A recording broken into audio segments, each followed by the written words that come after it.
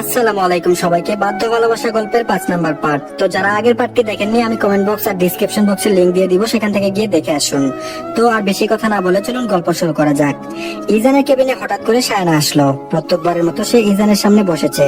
শায়না জিজ্ঞেস করলো, কেমন আছেন? ইজানের কথা বলতে মন চাচ্ছিল না, তাও বলল, ভালো। এখন কি কারণে এসেছেন? শায়না মন ভোলানো হাসি দিয়ে বলল, আসতে পারি না বুঝি? ইজান বিরক্ত হয় প্রচুর। ইজান বলল, না, আপনার মতো সবসময় এত ফ্রি থাকি না তো আমি। শায়না বলল, কোথায় ফ্রি থাকি আমি? আমার প্রতিদিন কত পেশেন্ট জয়েন হয় জানেন? ইজান বলল, হ্যাঁ জানি। এখন আপনি আসতে পারেন। শায়না চলে গেল না, বসেই থাকলো। তারপর বলল, আপনি যে ওইদিন বললেন আপনার পছন্দ করা একটা মেয়ে আছে, তাকে কি আমি দেখতে পারি? ইজান সাথে সাথেই বলল, না। আপনি দেখে কি করবেন? আমার সময় হলে আমি সবাইকে দেখাবো। শায়না বলল, আমাকে তো পার্সোনাল ভাবে দেখাতেই পারেন। আচ্ছা, আমি তো মেয়েটা থেকে নিশ্চয় সুন্দরী, আমাকে বিয়ে করলেই তো হয়।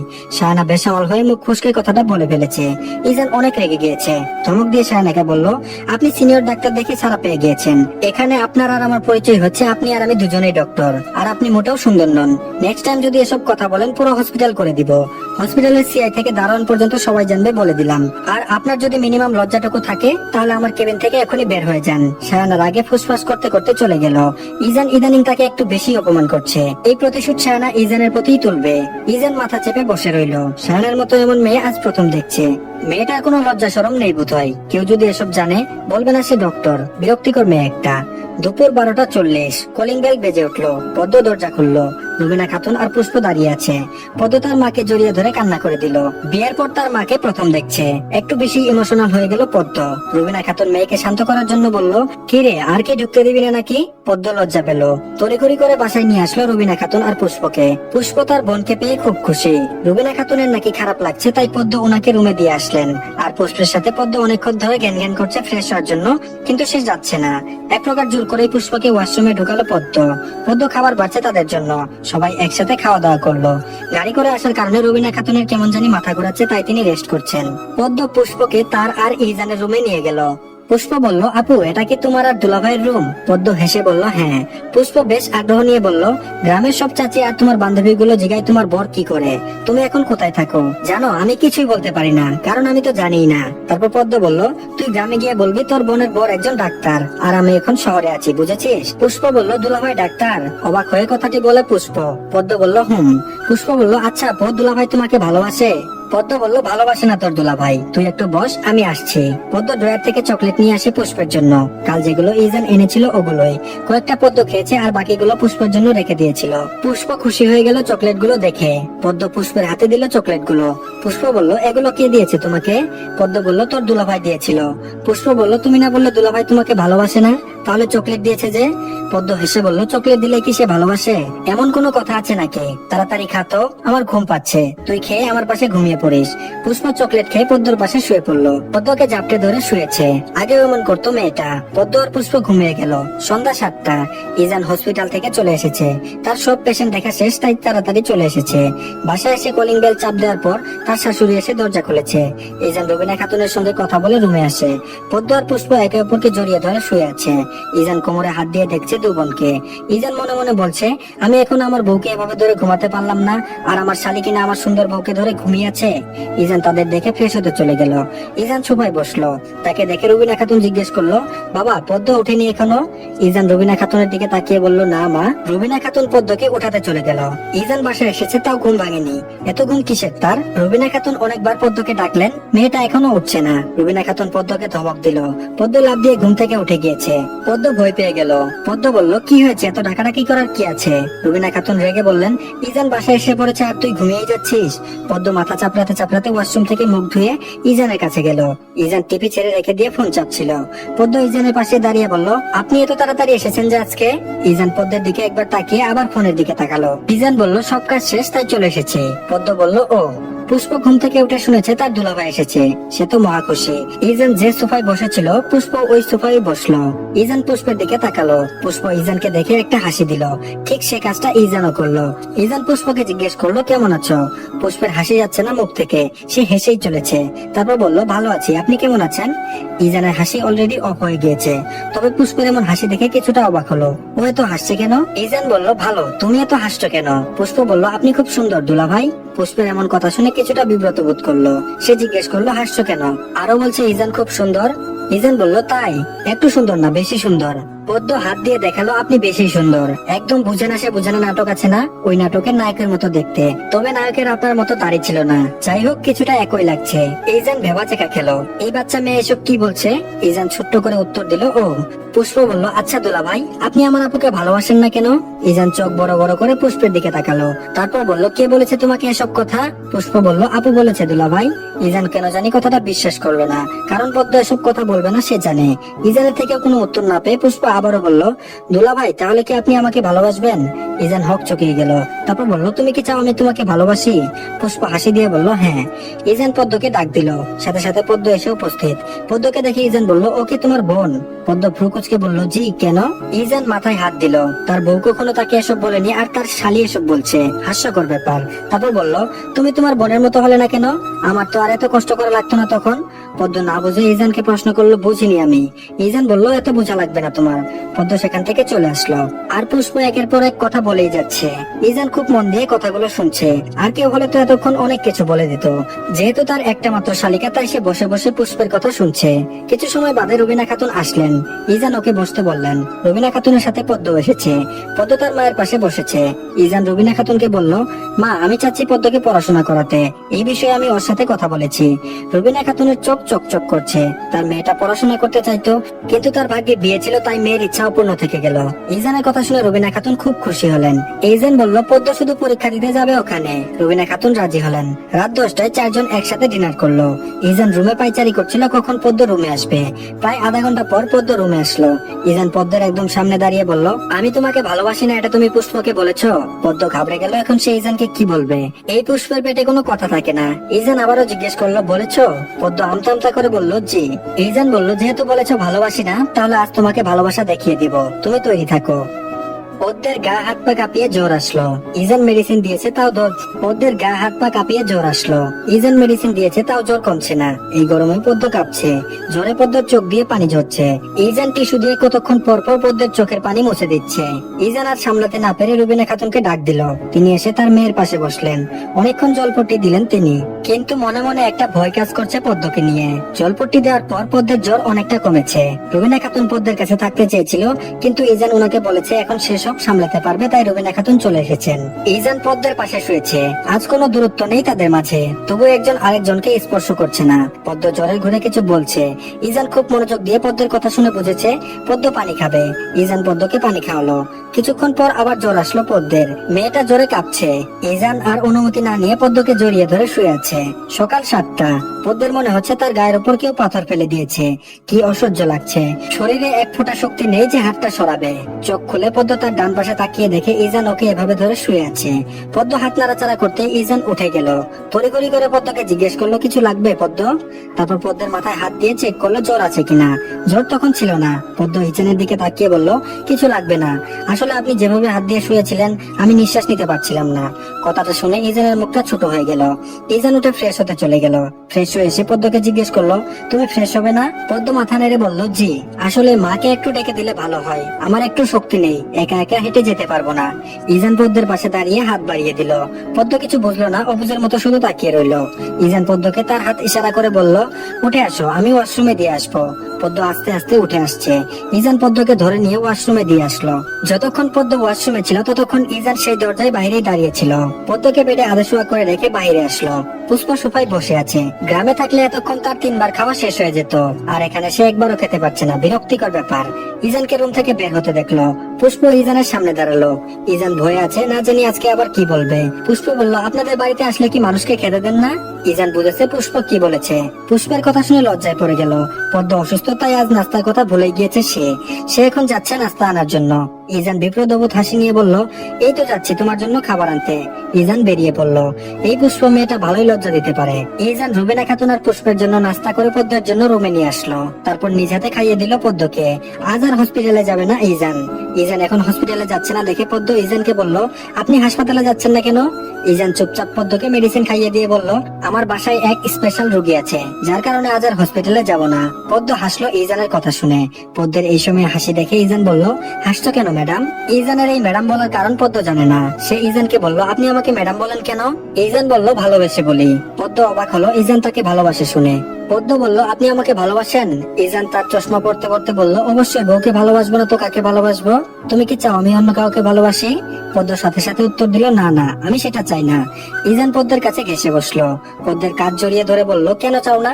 পদ্ম বলল, মজা করবেন না, আমি কিন্তু এখন অসুস্থ। ইজান বলল, হ্যাঁ, তুমি অসুস্থ দেখেই তো কত ইচ্ছা বিসর্জন দিচ্ছে। পদ্ম ইজানের দিকে তাকালো, চোখগুলো গুল্লা গুল্লা হয়ে গেল তার। পদ্ম বলল, কি ইচ্ছে বিসর্জন দিচ্ছেন আপনি?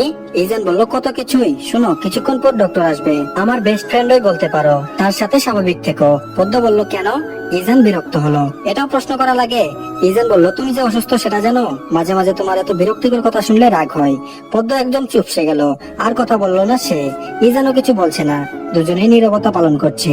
ইজান সেইভাবেই পদ্মের সাথে ঘেসে বসে থাকলো, কিন্তু কেউ কথা বলছে না। অনেক সময় পর কলিং বেল বাজলো। ইজান তাড়াতাড়ি গিয়ে দরজা খুললো। ইজান হাসি দিল ব্যক্তিটিকে দেখে। ব্যক্তিটি হচ্ছে ইফাত মেধা। মেধা হাসি দিয়ে বলল, কেমন আছিস সুদর্শন পুরুষ? ইজানও হাসি দিয়ে বলল, ভালো আছে যুবতী নারী। ইজান আর মেধা একে অপরকে খুব ভালো করে চিনে। সেই কলেজ থেকে দুজনের যাত্রা শুরু হয়েছে, আজও একই সাথে আছে তারা। মেধা ভেতরে ঢুকতে ঢুকতে বলল, বিয়ের দাওয়াত দেশনি, আবার যেই বউ অসুস্থ হয়ে পড়লো তখনই আমাকে ডাকার দরকার পড়েছে। ইজান মাথা চুলকাতে চুলকাতে বলল, কোন পরিস্থিতিতে বিয়ে হয়েছে সেটা তো তোকে বললাম। মেধা বলল, কোনো এক্সকিউজ শুনতে চাই না, ট্রিটটা দিয়ে দিস দয়া করে। এখন চল তোর বউকে দেখে আসি, তার কি সমস্যা। পদ্মকে একটা মিষ্টি হাসি দিয়ে বলল, কেমন আছো? পদ্ম একটু ঘাবড়ে গিয়ে বলল, ভালো আছি, আপনি কেমন আছেন? মেধা বলল, ভালো আছি, আমাকে চিনো? পদ্ম বলল, জি, উনি একটু আগে আপনার কথা বলেছিলেন। মেধা বলল, ও বলে দিয়েছে। নাম কি তোমার? পদ্ম আস্তে আস্তে বলল, পদ্ম। মেধা হাসলো। পদ্মর কণ্ঠও বেশ সুন্দর, তবে নিরিবিলি মেয়ে মনে হচ্ছে পদ্মকে। মেধা ইজানের উদ্দেশ্যে বলল, আচ্ছা ইজান, তুই রুমে যা। ইজান অবাক হয়ে বলল, কেন? আমি এখানে থাকলে কি সমস্যা? মেধা বেশি কথা বাড়ালো না, এক কথায় বলল, কেন রুমে যেতে বলেছি তুই পরে বুঝবি। ধন্যবাদ সবাইকে, আজকের পার্টি এই পর্যন্তই। আশা করছি ভালো লেগেছে। তো সবাই ভিডিওতে একটা লাইক দেবেন আর অবশ্যই আমাদের চ্যানেলটিকে সাবস্ক্রাইব করে রাখবেন। আসসালামু আলাইকুম সবাইকে। বাধ্য ভালোবাসা গল্পের 6 নাম্বার পার্ট। তো বেশি কথা না বলে চলুন গল্প শুরু করা যাক। মেধা পদ্মের শরীরের তাপমাত্রা চেক করলো, মোটামুটি ভালোই জ্বর আছে। জ্বরের জন্য কিছু মেডিসিন লিখলো। তারপর পদ্মের চোখ গলা দেখলো, কোথাও সমস্যা নেই। মেধা পদ্মের প্রেশার মাপতে মাপতে বলল, তোমার এখন কেমন লাগছে? পদ্ম আস্তে করে উত্তর দিল, একটু জ্বর জ্বর লাগছে। মেধা বলল, কিন্তু জ্বর তো একটু না শরীরে। আচ্ছা, তোমার পিরিয়ড ক্লিয়ার তো? পদ্মা লজ্জা পেয়ে মাথা নিচু করে ফেললো। ইজান সামনে দাঁড়িয়ে আছে, সে এখন কিভাবে উত্তর দিবে? ইজানের কাছে নরমাল বিষয় এগুলো, কিন্তু ইজান বুঝেছে পদ্ম লজ্জা পাচ্ছে, তাই সে রুম থেকে চলে আসলো। মেধা আবারও বলল, পিরিয়ড ক্লিয়ার? পদ্ম মাথা নাড়ালো, মুখে কিছু বলল না। মেধা পদ্মকে বলছে, ইদানিং বিবাহিত মেয়েদের সমস্যা বেশি হয়ে থাকে, এগুলো পরে মারাত্মক আকার ধারণ করে। যাই হোক, বয়স কত তোমার? পদ্ম ঠোঁট ভিজিয়ে বলল, 15। মেধা জানে পদ্মের বয়স। ইজান সব খুলে বলেছে মেধাকে। মেধা পদ্মকে জিজ্ঞেস করলো, তুমি কেন ইজানের মতো তেরাকে বিয়ে করেছো? ও তো ঠিকই বুড়ো হয়ে যাবে, তখন তুমি কিশোরী বয়স পার করবে। পদ্ম মাথা নিচু করে বলল, আমার ভাগ্যে যা লিখে আছে তাই হবে। মেধা একটা ইনজেকশন বের করলো, পদ্মর থেকে রক্ত নেবে। পদ্ম চোখ বড় বড় করে তাকিয়ে আছে, এটা দিয়ে কি করবে বোঝার চেষ্টা করছে। পদ্মের ভয় লাগা শুরু করেছে এখন। পদ্ম আমতা আমতা করে বলল, এটা দিয়ে কি করবেন? মেধা হেসে হেসে বলল, কিছু করবো না, একটু জাস্ট ব্লাড নিব। পদ্ম ছিটকে দূরে সরে গেল। মেধা অবাক হয়ে গেল, পদ্ম এটা সুই তার শরীরে ফোটাতে দিবে না, এসবে তার ভীষণ ভয় করে।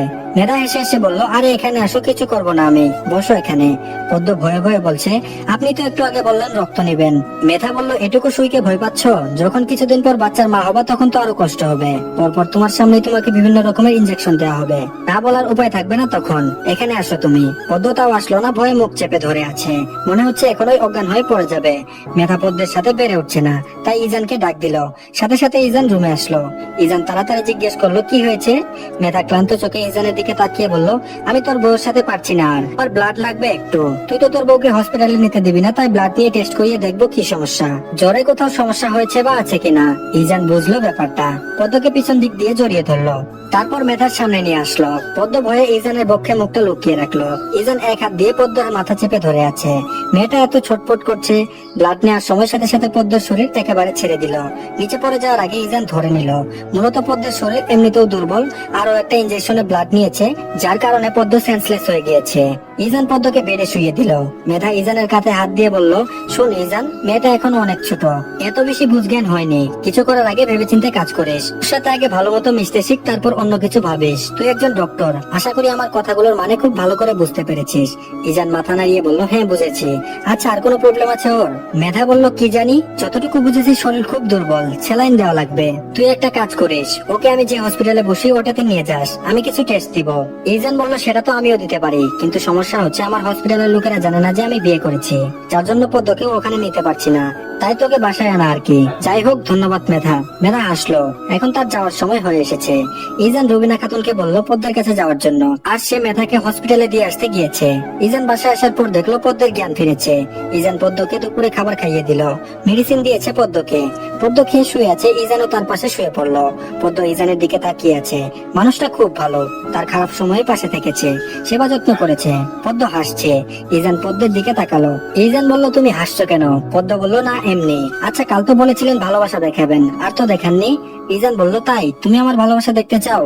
পদ্ম বলল, কেন চাইবো না। ইজান বলল, আমার ভালোবাসা দেখার জন্য তোমাকে আগে সুস্থ হতে হবে। পদ্ম বলল, ভালোবাসা দেখতে হলে বুঝি সুস্থ হওয়া লাগে? ইজান বলল, হ্যাঁ, তুমি তো এখন অনেক ছোট। পদ্ম বলল, জি না, আমি এখন বড় হয়েছি।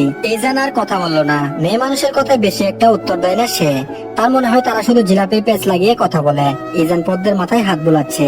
এই জিনিসটা সবসময় পদ্মের ভালো লাগে। পদ্ম উঠে বসলো। তার আর ভালো লাগছে না শুয়ে থাকতে। ইজানও পদ্মের সাথে বসলো। ইজান বলল, কি হয়েছে তোমার, উঠে বসেছো কেন? পদ্ম মুখ ওদিক রেখে বলল, সারাদিন শুয়েছিলাম, ভালো লাগছে না। ইজান পদ্মের কানে হালকা করে তার উষ্ঠ ছুঁয়ে দিল। হঠাৎ এরকম হওয়াতে পদ্মা বেশ লজ্জা পেল। মনে হচ্ছে লজ্জায় সে মরেই যাবে এমন অবস্থা। ইজান পদ্মের লজ্জা দেখে পদ্মের মাথাটা তার বক্ষে চেপে ধরলো। ইজান পদ্মের উদ্দেশ্যে বলল, যখন তোমার খুব কষ্ট হবে, যন্ত্রণা হবে, তুমি লজ্জা পাবে না, তখন তুমি আমার এই জায়গায় এসে মুখ লুকিয়ে ফেলো।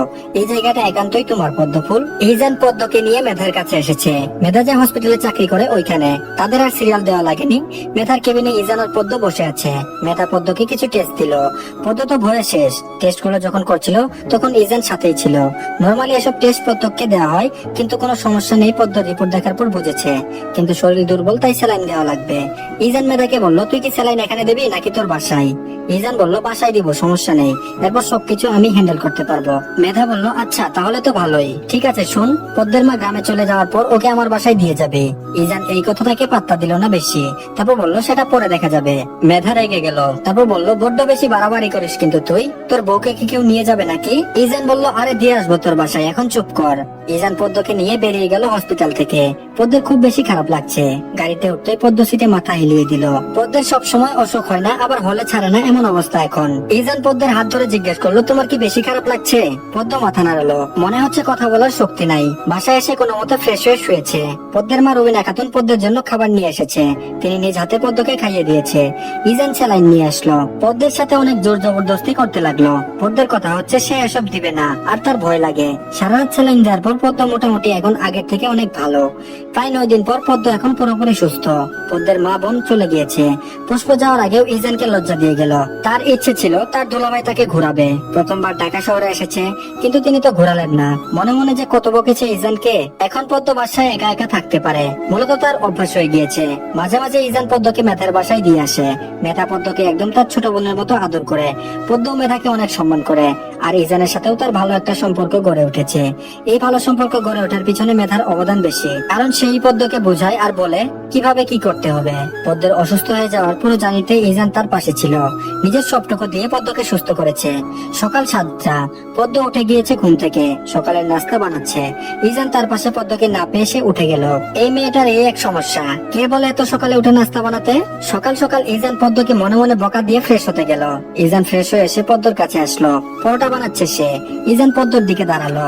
তোমাকে কে বলে এত তাড়াতাড়ি উঠতে? পদ্ম বলল, কেন, নাস্তা বানানো লাগবে না? যদি নাস্তা না বানাই তাহলে কি না খেয়ে হসপিটালে যাবেন? ইজান বলল, তাই বলে তো এত তাড়াতাড়ি উঠার কোনো দরকার নেই, তাই না? পদ্ম আর কিছু বলল না। সে নিজের মতো কাজ করছে। পদ্ম কথা বলছে না দেখে ইজান পদ্মকে তার দিকে ফিরিয়ে বলল, কথা বলছো না কেন? পদ্ম বলল, তাড়াতাড়ি উঠেছি তো কি হয়েছে? ইজান বলল, না এটা হবে না, যতক্ষণ না আমি ঘুমিয়ে থাকবো ততক্ষণ তুমিও ঘুমাবে।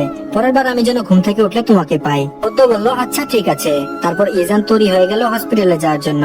ইজান আর পদ্ম একসাথে নাস্তা করে ইজান হসপিটালে চলে গেল। ইদানিং ইজান বেশি ফাঁকি দিচ্ছে। মনে হয় যখন সে হসপিটালে যাবে তখন তার খুব আলসেমি লাগে। তবে তবে নিজের পেশাকে অবজ্ঞা করার অভ্যাস নেই তার। ইজান যখন তার কেবিনে বসে বসে ফোন চাপছিল তখন সায়ানা আসে। সায়ানা বোধহয় দিন দিন ভালো হচ্ছে ইজানের মনে হয়, কারণ সে ইজানকে সরি বলেছে আর সেসব নিয়ে কথা বলে না আজকাল। সায়ানা ইজানকে দেখে মুচকি হাসি দিল, তারপর বলল কেমন আছেন? ইজান বলল ভালো। সায়ানা বলল আপনি কি আমার সাথে কথা বলতে এখনো আনইজি ফিল করছেন? ইজান বলল না, আপনার আনইজি ফিল করার দরকার মনে হয়। সায়ানা বলল কেন কেন? ইজান বলল কারণ আপনি একটা অপরিচিত পুরুষ মানুষের সাথে কথা বলতে এসেছেন। সায়ানা বুঝলো ইজান তাকে অপমান করছে, তাও সে মুখটা বন্ধ করে রাখলো। সবগুলো অপমান সুদ তুলবে সে, শুধু সময়ের অপেক্ষা। সায়ানা বলল আমরা তো অনেক আগে থেকেই পরিচিত তাই না? ইজানের কোনো হেলদোল নেই, তীক্ষ্ণ দৃষ্টিতে সায়ানার দিকে তাকিয়ে আছে। ইজান বলল পরিচিত হয়ে অপরিচিত একটা কথা আছে না, ঠিক সেরকমই। সায়ানার কষ্ট হচ্ছে কিন্তু ইজানকে কিছু বলতে পারছে না, মন চাচ্ছে ইজানকে কতগুলো কথা শোনাতে। সায়ানা বলল গেট টুগেদার নিয়ে কি প্ল্যান আপনার? ইজান বলল চমক আসছে সবার জন্য। সায়ানা বলল কিসের চমক? ইজান বলল সেটা পরেই দেখতে পারবেন। সায়ানা বলল তাহলে আমি উঠি। এই বলে সায়ানা চলে গেল। ইজান বসে বসে হাসছে আনমনে। সারপ্রাইজটা সুন্দর হবে, বিশেষ করে সায়ানার কাছে ভালো লাগবে সারপ্রাইজটা। কবে আসবে সেই দিন? পদ্মকে ইজান একটা মোবাইল কিনে দিয়েছে। যখন ইজান একটু ফ্রি হয় তখন ওই পদ্মকে কল দেয়। বিষয়টা পদ্মের বেশ ভালো লাগে। পদ্ম মোবাইলটা সবসময় তার কাছেই রাখে, কারণ ইজান ঘন ঘন কল দেয়। ইজানের একটা টেনশন থাকে পদ্ম বাসায় কি করছে একা একা, তাই কল দিতে থাকে। পদ্ম এখন দুপুরে রান্না করছে, নিজের কাজটা নিজেই করতে পারে সে। রান্না শেষ করে গোসল করতে ঢুকলো। ওয়াশরুম থেকে বের হয়ে দেখলো ইজান কল দিয়েছে। পদ্ম তাড়াতাড়ি আবার কল ব্যাক করলো, সাথে সাথে ইজান কল রিসিভ করলো। ইজান রেগে গিয়েছে কারণ সে কল দিয়েছিল আর পদ্ম ধরেনি, সে তো ভয় পেয়ে গিয়েছিল। ইজান বলল তখন যে কল দিলাম ধরনি কেন? ইজানের গম্ভীর কণ্ঠ শুনে পদ্ম ভয় পেয়ে গেল। তারপর বলল আমি গোসল করতে গিয়েছিলাম। ইজান বলল এত দেরি কেন? বাসায় তো একা একা থাকো, তাও দেরি করে গোসল করতে যাও? তোমার এসব কাজ বিরক্ত লাগে ভীষণ। ইজানের কথা শুনে পদ্মর মুখটা কুঁচকে ফেললো। তারপর বলল আর করবো না দেরি করে গোসল, সত্যি? ইজান বলল আচ্ছা বাদ দাও, খেয়েছো? পদ্ম বলল না খাইনি এখনো, আপনি খেয়েছেন? ইজান বলল জি ম্যাডাম খেয়েছি, খাবার খেয়ে নিও। পদ্ম বলল আচ্ছা। ইজান শান্ত গলায় বলল আজ শাড়ি পরে রেডি হয়ে থেকো। পদ্ম অবাক হলো, তারপর বলল কেন? ইজান বলল তোমাকে নিয়ে ঘুরতে বের হবো। পদ্ম বলল আপনি তো আসেন রাত 10টায়, তখন কি কেউ ঘুরতে বের হয়? ইজান বলল আমি সন্ধ্যায় আসবো। ইজান আজ তাকে নিয়ে ঘুরতে বের হবে সন্ধ্যায়। পদ্মও তাই করলো। সে সুন্দর করে শাড়ি পরে তৈরি হয়ে গেল। তবে কুচি ঠিক করে হয়নি, কারণ সে শাড়ি পরতে পারে না ঠিকভাবে, কেমন জানি লাগছে তাকে। আয়নায় সামনে গিয়ে শতবার দেখে ফেলেছে বোধহয় নিজেকে। চোখে একটু হালকা কাজল দিল, চুলগুলো খোপা করলো, সামনে দিয়ে দুপাশে কিছু চুল বের করলো যেন একটু সুন্দর লাগে। ঠোঁটে হালকা করে লাল কালারের লিপস্টিক দিয়েছে। বেশি লিপস্টিক দেওয়া পছন্দ করে না সে, মূলত এটা তার ভালোই লাগে না। এখন পদ্ম সম্পূর্ণ রেডি। কিছুক্ষণের মতো ইজান আসলো। পদ্মকে দেখে তার ভেতরটা হঠাৎ কেঁপে উঠলো। পিচ্ছি একটা মেয়েকে শাড়ি পরলে এত সুন্দর লাগে কেন? ইজান হেসে দিল পদ্মকে দেখে। পদ্মকে মাথা থেকে পা পর্যন্ত দেখে নিল। কুচিটা ঠিক হয়নি এটা খেয়াল করেছে ইজান। নিচে বসে কুচিটা ঠিক করে দিল পদ্মের। পদ্ম মুগ্ধ নয়নে তাকিয়ে আছে ইজানের দিকে।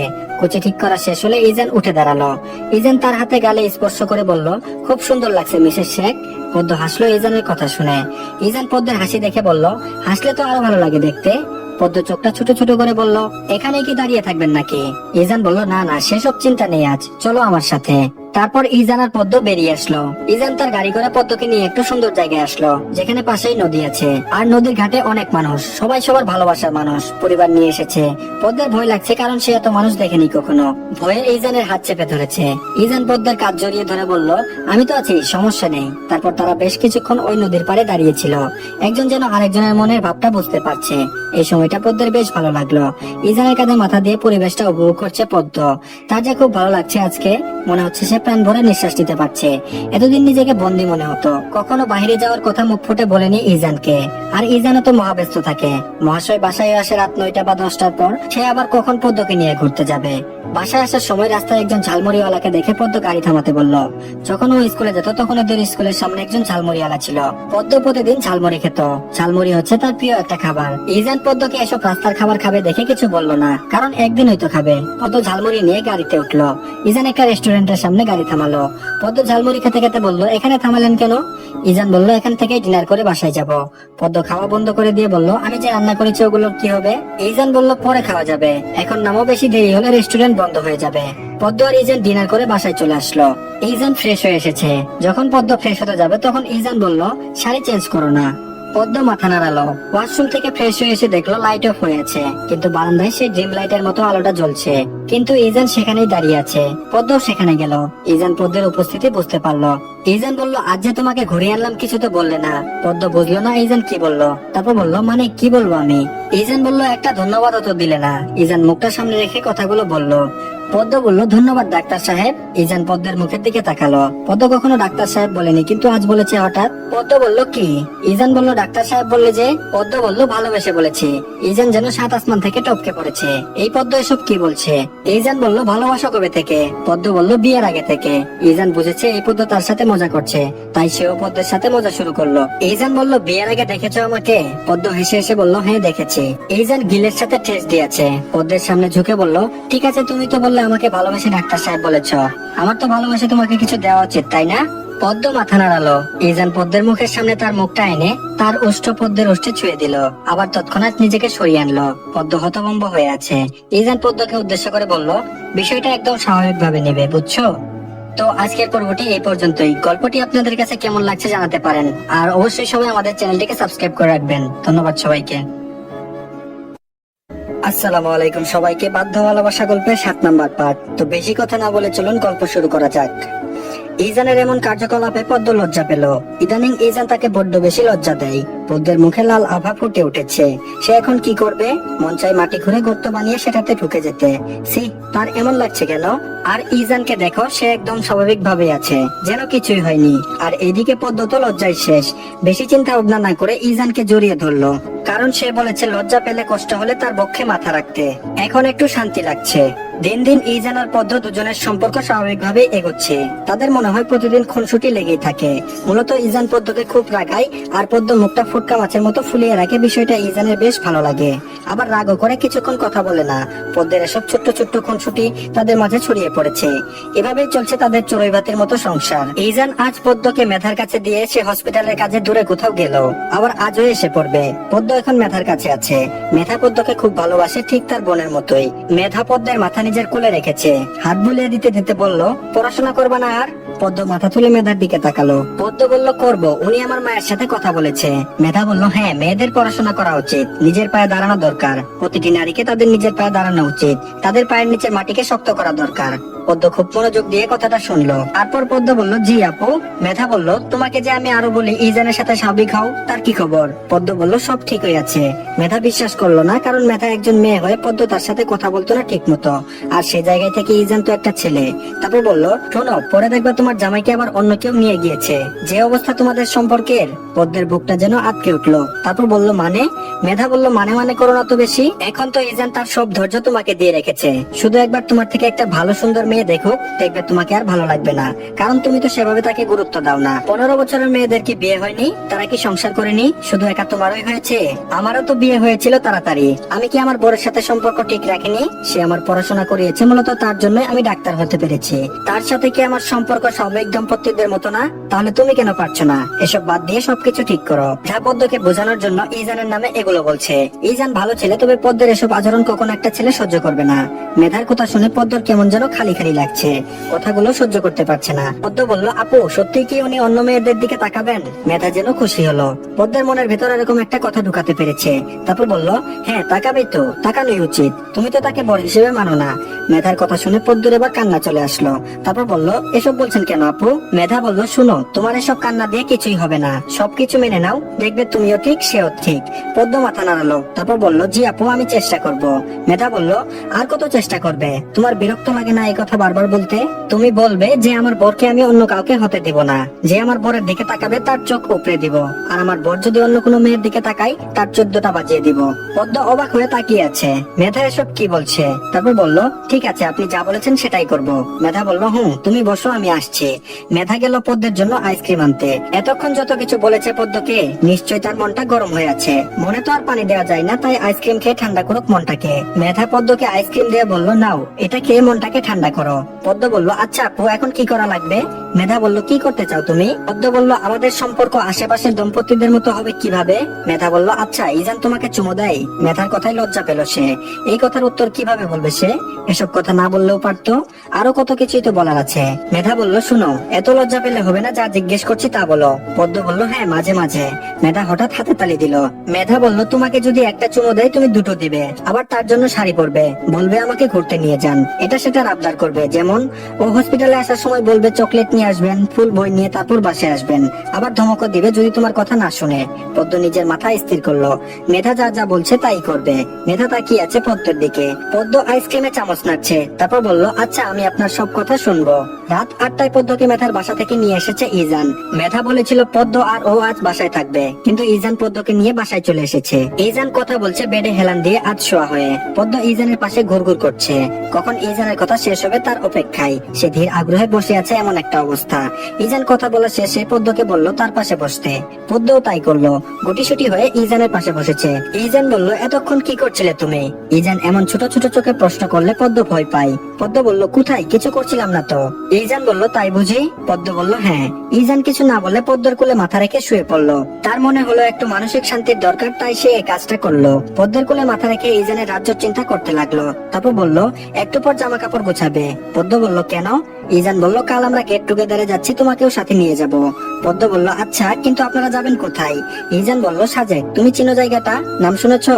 পদ্ম ঠোঁট কামড়ে ভাবলো, সে তো এমন অদ্ভুত নাম কখনো শুনেনি। এটা আসলে কোথায়? পদ্ম বলল, না তো, এমন জায়গার নাম কখনো শুনেনি। কেমন অদ্ভুত অদ্ভুত নাম সব আপনার কাছেই থাকে। ইজান হাসলো, বোকা মেয়ের বোকা সে কথাবার্তা। তারপর বলল, অনেক সুন্দর জায়গা, তোমার গেলে আর আসতে মন চাইবে না। পদ্ম বলল, দেখা যাবে কেমন সুন্দর জায়গা। হ্যাঁ। ইজান চোখ বুজে থাকলো কিছুক্ষণ, চোখ খুলে দেখলো পদ্ম নখ কামড়াচ্ছে। এই জিনিসটা প্রচন্ড বিরক্ত লাগে ইজানের। নখে কত ময়লা থাকে এটা কি সে জানে না? এতই বাচ্চা সে। ইজান পদ্মের হাতটা সরিয়ে দিল মুখ থেকে, তারপর বলল, নখ মুখে দাও কেন? পরে তো পেটে ব্যথা করবে, তুমি জানো না নখে ময়লা থাকে? পদ্ম তার নখগুলো ইজানকে দেখালো, তারপর বলল, দেখুন আমার নখে কোনো ময়লা নেই। ইজান বলল, দেখেছি, তবে এগুলো মুখে দেওয়া ভালো না। পদ্ম বলল, আমার অভ্যাস হয়ে গিয়েছে। ইজান বলল, মাঠ দিয়ে অভ্যাস ঠিক করাবো। ইজান উঠে তার কিছু শার্ট আর টি শার্ট পদ্মকে দিয়েছে গোছাতে।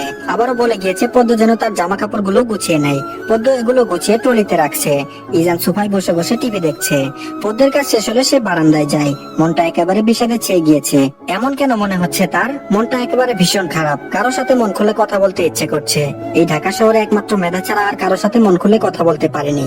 মেধাই একমাত্র মানুষ যার সাথে সে মিশেছে আর কথা বলেছে। আবার মেধার সকালের কথাগুলো ভাবছে মনে মনে। তার মূলত এখন ভালোই লাগছে না। এই ইজানের সাথে বেশি কথা বলা যায় না, কারণ তার বেশি কথা বলা পছন্দ না। হঠাৎ রুমে ইজানের আগমন ঘটলো। রুমে পদ্ম নেই, সে বারান্দায় দাঁড়িয়ে আছে গ্রিল ধরে, যেন মনে হচ্ছে কেউ তাকে বন্দি করে রেখেছে। ইজান সেখানেই গেল, পদ্মকে পিছন দিক দিয়ে জড়িয়ে ধরলো। হঠাৎ এটা হওয়াতে পদ্ম কেঁপে উঠলো।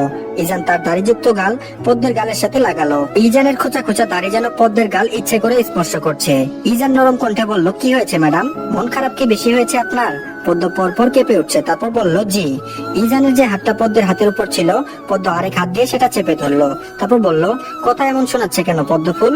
ইস পদ্ম ফুল। পদ্ম মুগ্ধ হয়ে আছে ইজানের উপর। পদ্ম বলল, আপনি এভাবে জড়িয়ে ধরে রেখেছেন, কথা তো এমন শোনাবেই। ইজান কথাকে বেশি পাত্তা দিল না, কারণ সে জানে এই পদ্ম তাকে এটা বলবে। তারপর বলল, মন খারাপ? পদ্ম মাথা নাড়ালো। ইজান পদ্মের গালে একটা চুমু দিয়ে বলল, তোমাকে একটা বাবা উপহার দিব জলদি, তারপর আর মন খারাপ হবে না, সারাদিন তাকে নিয়েই ব্যস্ত থাকবে, ঠিক আছে পদ্ম ফুল? সকাল 5টায় ইজান আর পদ্ম রেডি। তারা একটু পর বের হবে বাসা থেকে। তারপর হসপিটালে সব ডক্টররা এক বাসে করে সাজেকের উদ্দেশ্যে রওনা হবে। যারা যারা বিবাহিত তারা তাদের সঙ্গী নিতে পারবে সাথে। হসপিটালের সিআই আর ম্যানেজিং ডিরেক্টর এই কথা বলেছে। বাসায় অগোছালো জিনিসগুলো পদ্ম গুছিয়ে রাখছে। ইজান দেয়ালে হেলান দিয়ে দাঁড়িয়ে দাঁড়িয়ে দেখছে পদ্মের কাজ। মেয়েটা যেন তাড়াতাড়ি বড় হয়ে গেল এমন লাগছে ইজানের কাছে। বিয়ের দিন ভেবেছিল সে মেয়েটাকে মেনে নিতে পারবে না, বা এই মেয়ে তাকে মেনে নিবে না। তাদের বৈবাহিক সম্পর্ক বোধহয় নামের হবে। এখন সে পিচ্ছি মেয়ে তার সংসার করছে, ভাবা যায়। আর দিন দিন মেয়েটাকে এত আদুরে লাগে ইজানের, একদম কিউট কিউট বাচ্চাদের মতো। ইজান দেয়ালে হেলান দিয়ে দাঁড়িয়ে থাকা অবস্থায় পদ্মকে বলছে, হয়েছে ম্যাডাম? পদ্ম যে জিনিস যেখানে থাকে সেটা সেই জায়গায় রেখে দিতে দিতে বলল, এই তো এখনই হয়ে যাবে। পদ্মর সব কাজ শেষ করা হলে তারা দুজনেই বাসা থেকে বের হলো। ইজান পদ্মকে বলল, সেখানে অনেক ডক্টর থাকবেন, আবার আবার ডক্টরদের ওয়াইফও থাকবেন, সবার সাথে যেন পদ্ম কথা বলে। যদিও তখন পদ্ম মাথা নেড়েছিল, তবে পথটা যখন একটু একটু করে শেষ হচ্ছে তখন তার ভয় লাগা শুরু করলো। তাদের সাথে কিভাবে মিশবে, কিভাবে কথা বলবে সেগুলো নিয়ে চিন্তিত পদ্ম। তারা আবার পদ্মকে আসলে ঠিক কেমন ভাববে। পদ্মের মাথাটা একেবারে ধরে গেল এসব চিন্তা ভাবনা করে। আর পাশে ইজান আসে, সে তো নিজের মতো ফোন টিপছে, তার কোনো হেলদুল নেই। মনে হচ্ছে সে ফোনের ভিতর এখনোই ঢুকে যাবে। তারা তাদের গন্তব্যে গিয়ে পৌঁছেছে। গাড়ি থেকে ইজান তাদের টলি নামালো। পদ্ম ভয়ে নামছে না, গাড়ি থেকে গুটিসুটি মেরে বসে আছে। ইজান গাড়ির জানালায় হাত দিয়ে ঝুঁকে পদ্মর দিকে তাকালো, তারপর বলল, কি ম্যাডাম গাড়ি থেকে নামবে না? পদ্ম আমতা আমতা করে বলল, ভয় লাগছে আমার। ইজান হাতটা দিয়ে তার কপালটা ঘষে নিল, তারপর কিছু না বলে পদ্মকে জোরে টান দিল। ব্যাস, পদ্ম হুমড়ি খেয়ে ইজানের উপর পড়েছে। এভাবে টান দেওয়াতে পদ্ম ব্যথা পেয়েছে। তারপর বলল, উফ, টান দিলেন কেন? ব্যথা পাই না আমি? ইজান বিরক্ত হলো, একে তো নামতে চাইছিল না, আবার টান দেওয়াতে ব্যথা লেগেছে। ইজান বলল, এখানে কি বাঘ সিংহ ছিল যে নামতে চাইছিলে না? পদ্ম রেগে কিছুই বলেনি। ইজান ওর হাত ধরে নিয়ে ভিতরে গিয়েছে, মনে হচ্ছে হসপিটাল। পদ্ম হিল পড়েছে, কারণ গেট টুগেদারে যাওয়ার আগে ইজান কিনে দিয়েছিল। কিন্তু প্রথম প্রথম তার অসুবিধা হয়েছে। ইজান অনেক জোর করে পরিয়ে তাকে প্রতিদিন হিল পরিয়ে ট্রায়াল দিত। যাক, একটু লম্বা লম্বা লাগছে ইজানের পাশে। একবার ইজানের দিকে তাকালো, আবার নিজের দিকে তাকালো। না, ভালোই মানিয়েছে তাদের। পদ্ম মুচকি মুচকি হাসছে। ইজান পদ্মকে নিয়ে হসপিটালের ভিতরে গেল। অনেক মহিলা পুরুষ দেখা যাচ্ছে। হঠাৎ সবার নজর তাদের দিকে গেল। ইজান পদ্মর থেকে হাত সরিয়ে নিয়ে হসপিটালের সিআই এর সাথে দেখা করলো। আবার দেখা করা শেষে পদ্মের পাশে এসে দাঁড়িয়েছে। সবাই অবাক হয়ে তাকিয়ে আছে পদ্মের দিকে, যার কারণে পদ্ম অস্বস্তিতে পড়লো। ইজান পদ্মের কাপ জড়িয়ে ধরলো। ইজান পদ্মের দিকে তাকিয়ে বলল, অনেকের হয়তো মনে প্রশ্ন জাগছে, ওকে, ও হচ্ছে মিসেস ইজান শেখ। সবাই যেন আসমান থেকে টপকে পড়েছে ইজানের কথা শুনে। গোল গোল চোখ করে তাদের দিকে তাকিয়ে আছে। ইজান বিয়ে করেছে, আর এটা হসপিটালের কেউ জানে না। বিষয়টা কেমন জানি হয়ে গেল। সবাই ইজান আর পদ্মকে শুভকামনা জানালো। সায়ানা পিছনে দাঁড়িয়ে আছে, আর ইজানের সেই মহামূল্যবান কথাটি শুনে সে নিস্তেজ পাথরের মতো দাঁড়িয়ে আছে সেই কখন থেকে। পরপর ঢোক গেলছে, কথাটি যেন মিথ্যে তার কাছে মনে হলো। সায়ানাকে রায়হান আহমেদ ডাক দিলেন, তারপর বললেন, আরে সায়ানা ম্যাম, আসুন, আপনি ওখানে দাঁড়িয়ে আছেন কেন? রায়হান আহমেদের কথাই সবার চোখ সায়ানার দিকে গেল, বিশেষ করে ইজানের। এই দিনটির জন্যই সে অপেক্ষা করছিল। ইজান দাঁত কেলিয়ে তাকিয়ে আছে সায়ানার দিকে। সায়ানার যেন চোখ দিয়ে পানি পড়ে যাবে এমন অবস্থা। অবশেষে সায়ানাও ইজানকে অভিনন্দন জানালো। বিষয়টা হজম করতে পারলো না সে নিজেই। সায়ানা পদ্মের দিকে তাকিয়ে আছে। এই মেয়ে যার জন্য ইজান তাকে পাত্তা দেয়নি। পদ্মকে দেখে হাসি দিল, যেন এটা হিংসের হাসি। সায়ানাকে কেমন জানি মনে হচ্ছিল পদ্মের। সে যখন হেসেছিল তখন তার দিকে নির্বোধের মতো তাকিয়েছিল সে। আর এদিকে ইজান পদ্মকে এক হাত দিয়ে তার কাঁধ জড়িয়ে ধরে আছে দেখে সায়ানার গা জ্বলে উঠলো। অতঃপর সবাই বাসে উঠলো। হসপিটাল থেকে মোট 3টে বাস চললো সাজেকের উদ্দেশ্যে। পদ্ম জানালার পাশে দিয়ে বসেছে, আর পদ্মের পাশে ইজান। পদ্ম খুব আগ্রহ নিয়ে চারপাশ দেখছে। তার যে কি ভালো লাগছে সে বোঝাতেই পারবে না। পদ্ম হাত বাড়াবে বাহিরে, ইজান তৎক্ষণাৎ পদ্মের হাত ভিতরে ঢুকালো। পদ্মকে ধমক দিল, তারপর বলল, বাইরে হাত দিবে না, বুঝেছো? পদ্ম মাথা নাড়ালো, আবার সেই চারপাশ দেখতে ব্যস্ত হয়ে গেল। প্রকৃতি কত সুন্দর, কেউ যদি সেটা অনুভব করতে না পারে তাহলে তাদের জীবনটা বৃথা। এক সময় পদ্ম ঘুমিয়ে গেল। যেহেতু পদ্ম জানালাটার পাশেই মাথা রেখেছিল, তাই ইজান পদ্মের মাথাটা তার কাছে রাখলো, আর এক হাত দিয়ে পদ্মকে জড়িয়ে ধরলো। তো ধন্যবাদ সবাইকে, আজকের পার্টটি এই পর্যন্তই। আর আপনাদের অনুরোধে 8 নাম্বার ও 9 নাম্বার পার্টটিও দিয়ে দিয়েছি। তো আমি ভিডিও ডিসক্রিপশন বক্স আর কমেন্ট বক্সে লিংক দিয়ে দিচ্ছি, সেখান থেকে গিয়ে দেখে নিন।